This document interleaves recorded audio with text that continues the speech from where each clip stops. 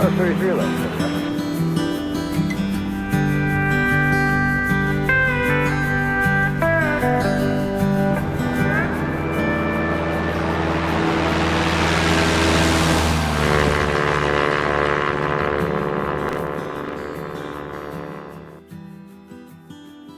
A warm welcome aboard. This is my first video with English commentary, and my first video with X-Plane12. When I activated 12 for the first time, I was immediately excited, because I saw that my youthful aviation dream, the Piper PA-18 Super Cub, is one of the standard aircraft in the simulator. When my hair was not yet grey and I had my glider pilot license in my pocket, I started my training for the private pilot license in Germany on this type. Hence my fondness for tailwheel airplanes. Unimaginable today, the Cub had no flaps, no starter, and no autopilot. The Piper PA-18 Super Cub is an original military training and reconnaissance aircraft of the U.S. aircraft manufacturer Piper Aircraft Corporation, which was produced in series from 1949. It is the successor to the Piper J3, and like it is a tailwheel aircraft and looks quite similar to it, although the design differs greatly from its predecessor. The first flight took place on November 23, 1949. Between 1949 and 1981, 2,650 of the various civil and military variants were built. With over 40,000 aircraft built, the Piper Cub models are the most widely built aircraft in their class worldwide. The two-seater aircraft was delivered in various engine configurations, originally with the Continental C90 as PA-18-95 Cub. Later, variants with Lycoming engines of 105 to 150 horsepower were also produced. The models with more than 125 horsepower had landing flaps and an enlarged tail unit. But now back to the simulator.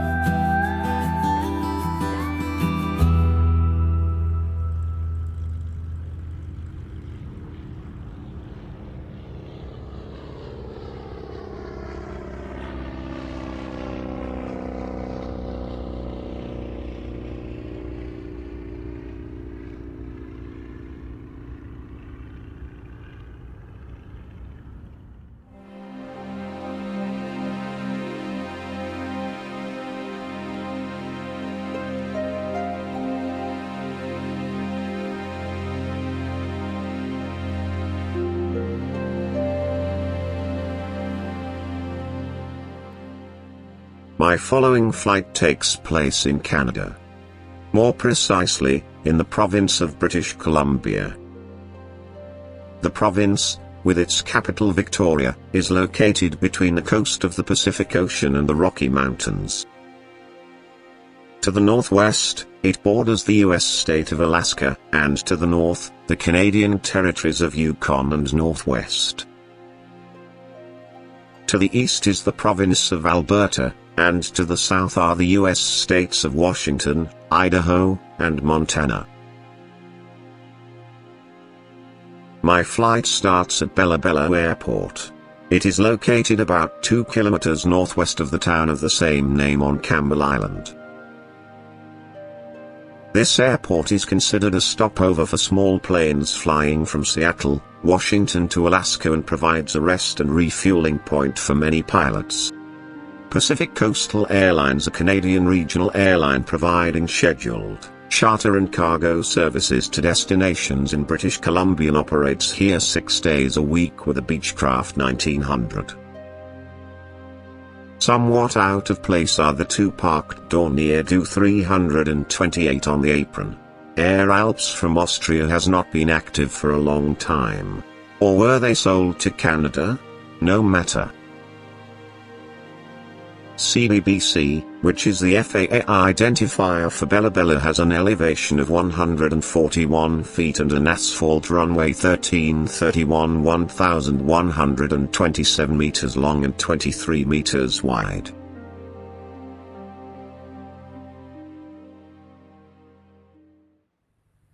What is immediately noticeable about the Piper is the Tundra tires. The lightweight but rugged aircraft has excellent short takeoff and landing characteristics and is popular for use in hard-to-reach areas.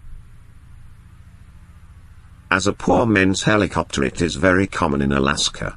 Equipped with 31-inch Alaskan bushwheel Tundra tires, a Super Cub can be landed on snow, scree, and even on bodies of water near the shore. But these huge balloon tires reduce climb performance and speed due to increased drag. In comparison, the original tires look like wheels on from a stroller. In the preamble, I already mentioned the route for the following flight. It goes from Bella, course 62 degrees to Bella Coola. The flight distance is about 60 nautical miles. For this I need about 45 minutes and I will climb to 7,500 feet altitude. The weather is flyable without any problems the whole way. We have light cumulus cloud cover, lower limit at about 7,200 feet. Temperature 14 degrees Celsius. QNH 1020 hectopascal and light wind from southwest at about 5 knots. I did the exterior check, the plane is okay, so we might as well get going. The cockpit check is uncomplicated, thanks to the Spartan equipment, and is performed quickly. All switches are in the off position. Magnetos, carburetor and cabin heat off. Fuel selector closed.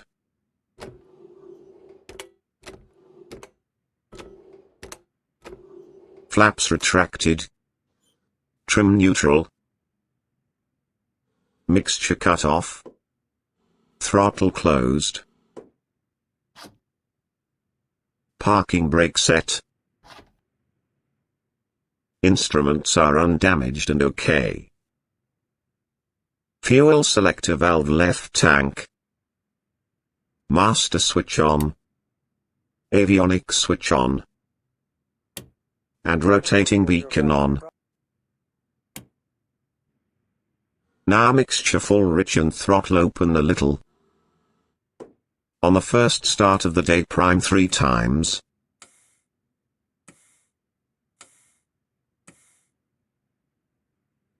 Look outside to see if the propeller area is clear. Thinking air is clear and you active to the ramp. Stick to the belly and engine start. Wonderful, starts as expected immediately. Oil pressure is okay. Now I turn on the nav lights and the transponder on standby. Very important, synchronize the gyro compass with the whiskey compass. Both on 41 degrees. The altimeter is set and shows the correct altitude. Now I let the engine warm up for a few minutes before performing the magneto test. The windsock shows me that I have the weak wind on the nose when I start on the runway 31. Magnet check.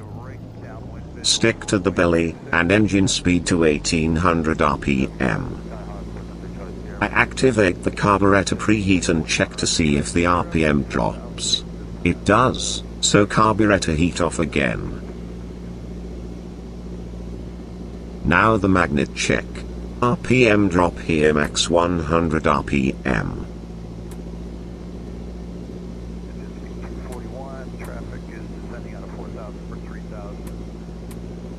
All good. Now switch the fuel selector to the right tank to check that the fuel supply is also given here.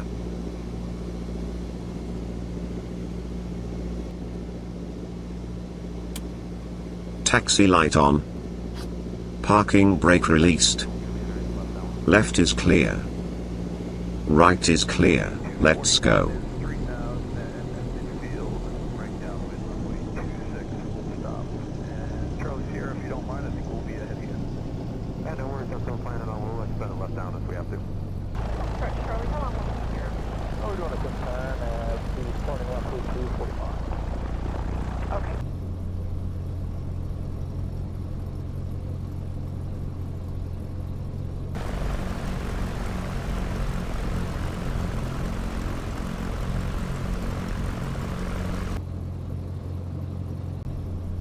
Transponder on, and fuel tank selector on both.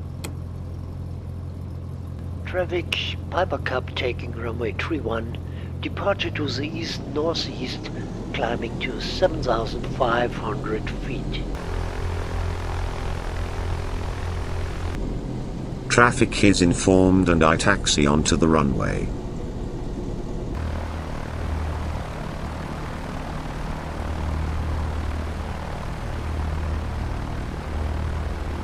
Since there are over 1,000 meters of taxiway available, I don't use full engine power.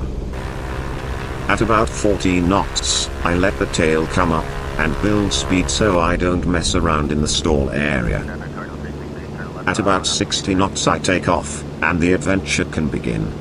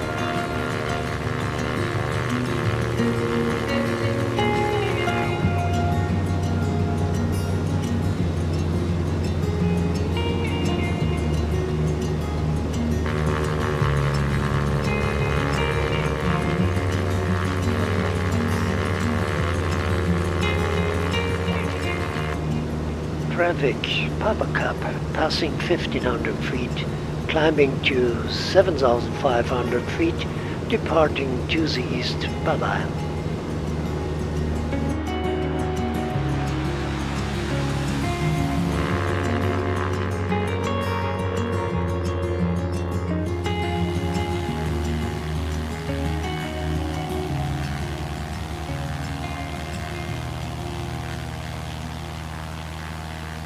Thousands of pilots have learned to fly on this type, and thousands are still flying it today.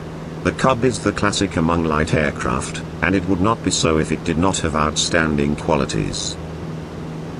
Its concept is as simple as it is ingenious: tubular steel fuselage, rectangular wing with straight underside, elevator and rudder as a flat plate.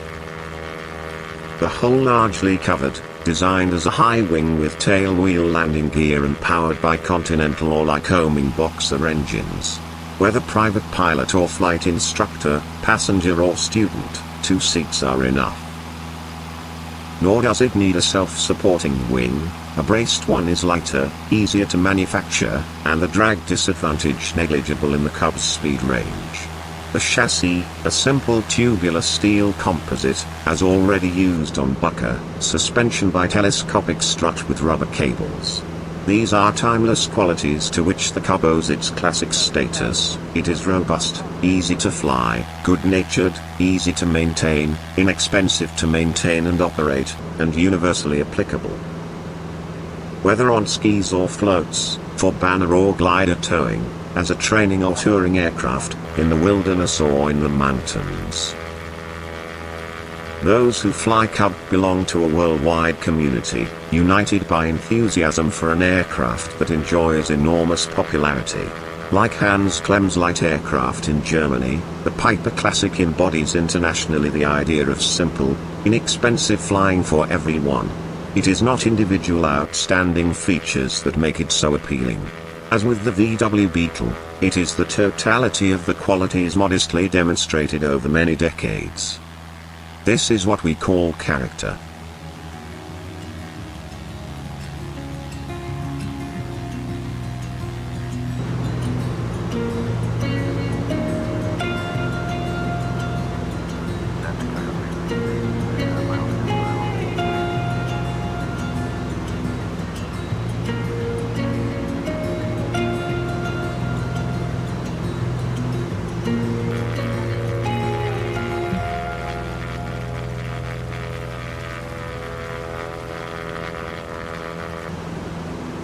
Quite comfortably, but with more than 100 knots of speed, I climb to the 7,500 feet. Every now and then it drips from a cloud, but that doesn't disturb the experience in the least. Flying the Piper is the closest thing to flying a helicopter. You have great visibility, the speed is almost identical, and you control by stick. While fixed-wing aircraft don't stand a chance against helicopters when it comes to takeoff and landing distance, it's no coincidence that famed Swiss glacier pilot Hermann Geiger used a Super Cub before favoring helicopters. I have already mentioned it, the view from the Piper is fantastic. The pilot sits in a box seat. Flying a tandem seat from the front is not as romantic as from the back. In the earlier Cub versions, the pilot sits in the back, even solo, but it is objectively better in terms of forward visibility. From the side down, it's equally good on the right and left, thanks to the inline seating position. On the left, the window can be pushed back, on the right it can be folded up and the access hatch can also be lowered.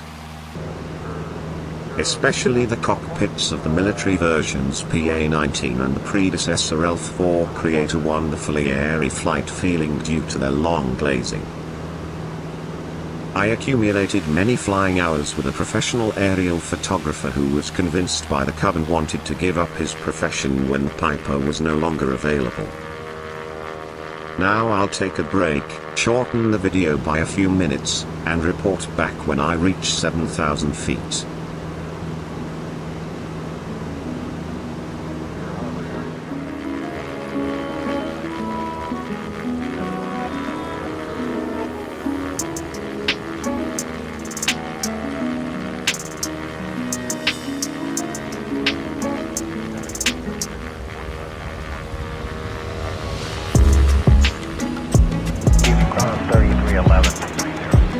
Oh, 3311.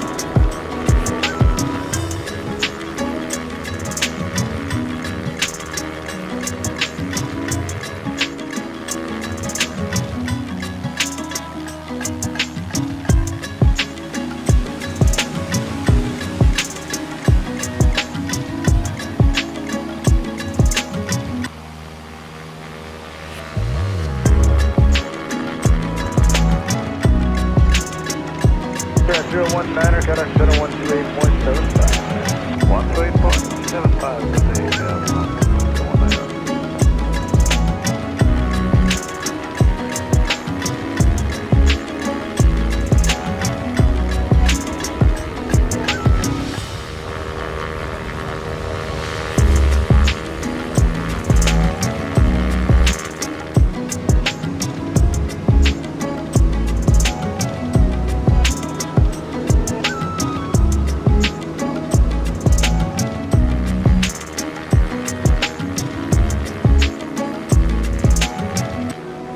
Number 117, coming through, flight level 260 for 320. Dragon 117, better roger.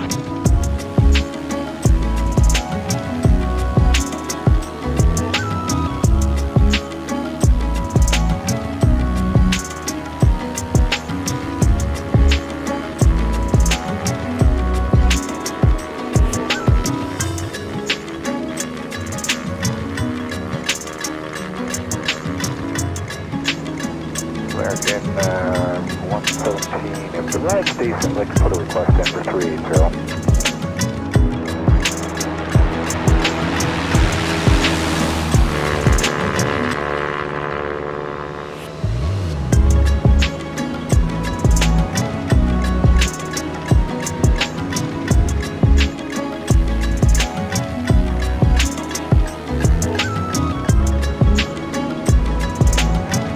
280, Center on a 128.75.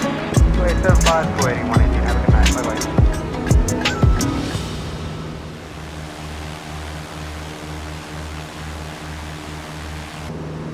"7,000 feet run through and I continue to climb to 7,500 feet. This takes me safely over the mountains ahead of me." British Columbia is perhaps the most beautiful province in Canada, in all seasons. It is almost 3 times the size of Germany, but has fewer inhabitants than Hessen. Mighty mountain ranges of the Rocky Mountains, like the Coast Mountains and the Columbia Mountains, cover almost the entire area of the province. Here you can observe bison, moose and bears in their natural habitat in 7 national parks in a still often untouched nature. What is often forgotten is the fact that the Great Lakes are located on the geographical latitude of Tuscany, that there are even numerous wine-growing areas here, and that the summer season lasts until October. In summer, it attracts hundreds of thousands of tourists from all over the world to this beautiful land. In winter, snow-covered mountains with long slopes attract skiers and snowboarders to the province. The soft and deep snow is almost legendary. Heli skiing is also offered here.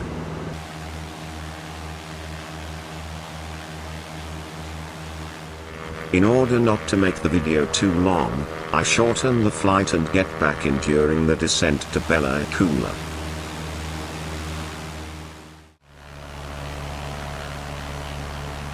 I am descending 10 miles west of Bella Coola, 5,000 feet are about to pass through, and I am reporting my position and intention to land via traffic. Traffic, November 118, Papa Alpha, Piper Cub, 10 miles west of Bella Coola, inbound for landing runway 23.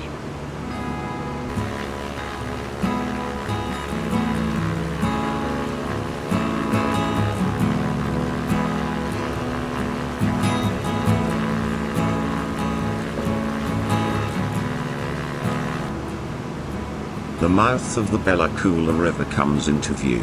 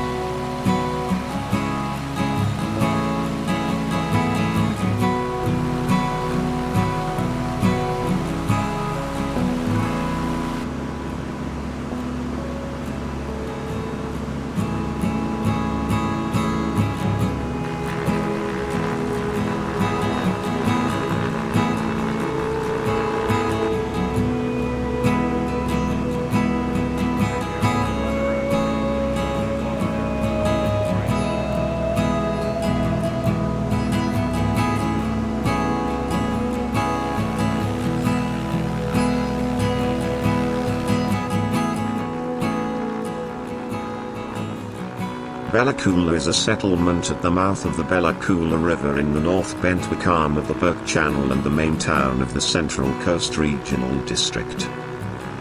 The present population of about 900 makes its living from tourism, fishing, and logging, and has become a service center for the region.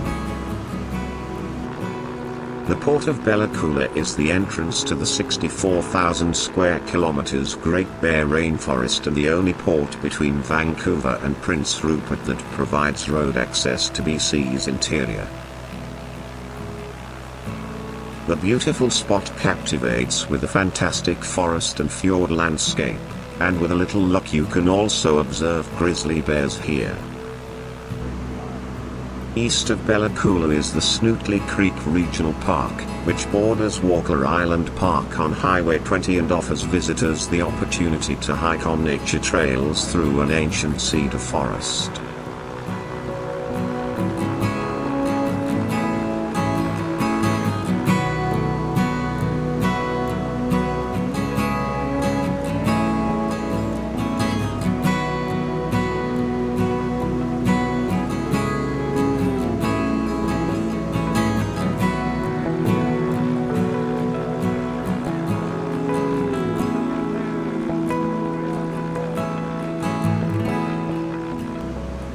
"14 kilometers from the town of Bella Coola in Hogansburg is the small airport I head for.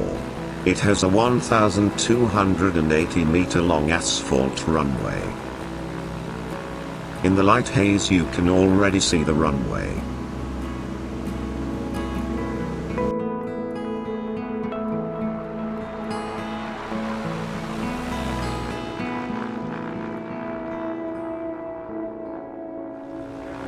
Since I will be flying into the aerodrome pattern shortly, I am reporting this on the traffic frequency for Bella Coola.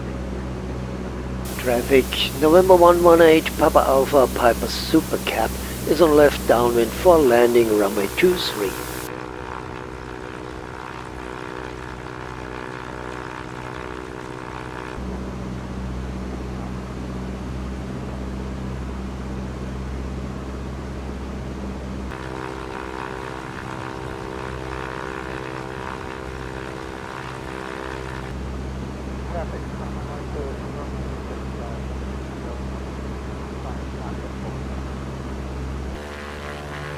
I stay at 1,000 feet and always have the runway of Bella Coola to my left, in sight.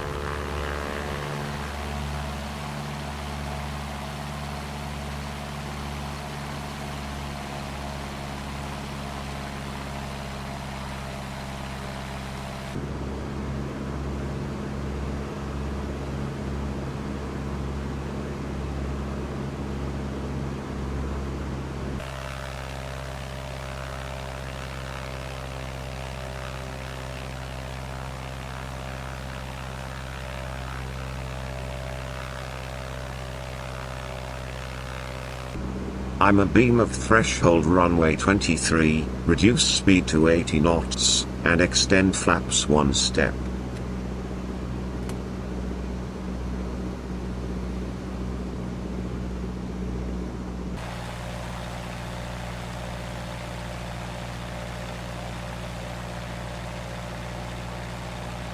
Left turn 50 degrees into left base and report traffic.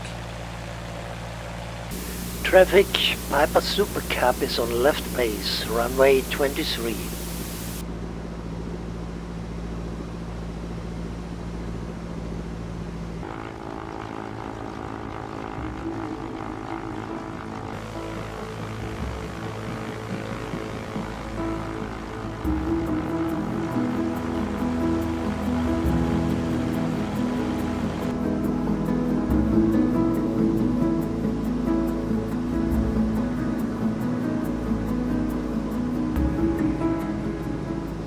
Turn into final approach. Traffic, Piper Super Cub is on final runway 23.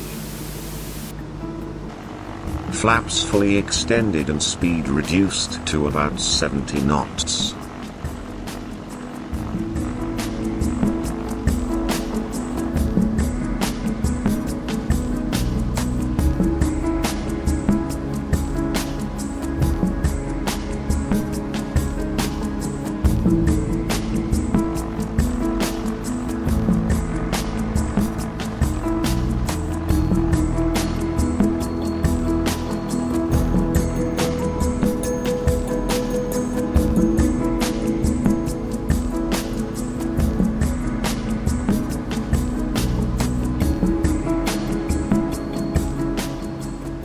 short landing, I want to leave the runway at the second intersection.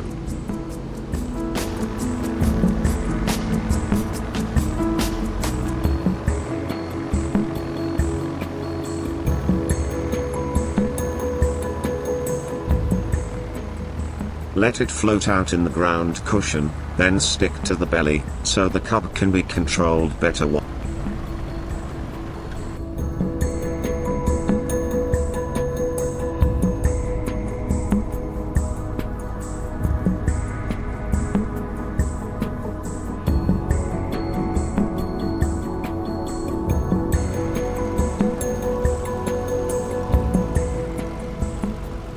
I am satisfied with the landing and report leaving the runway via traffic.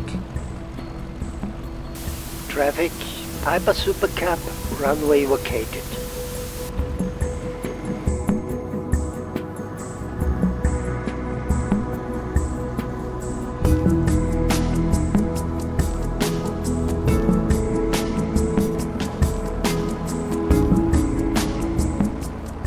This was a double premiere for me. My first video with the new X-Plane version 12 and my first video with English commentary. I have already produced a few videos with X-Plane, but all in German. For me this is a test to see if the English-speaking flight simulator fans like my videos. If they do, let me know, and leave a comment, or a like. I would like to thank Brian, who did the commentary for me. I think he did a great job. Thanks also for clicking on the video. See you next time. Bye bye.